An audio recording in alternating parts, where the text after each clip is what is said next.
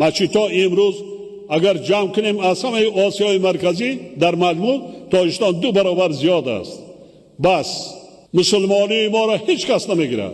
مسلمانی ما از خودمان. انک وقتی علم آموختن، کسب آموختن، خب هنر آموختن، بلند برداشتن سطح معرفتی ملت تاجیک آمده است.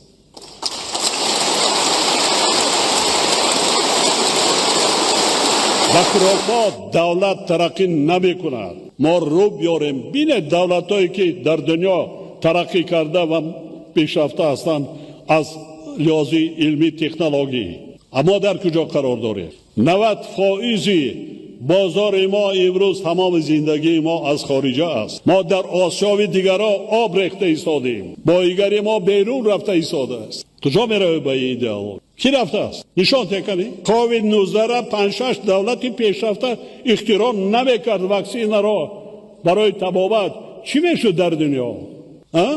چی میشد؟ با دعا تبابت کرده میشود؟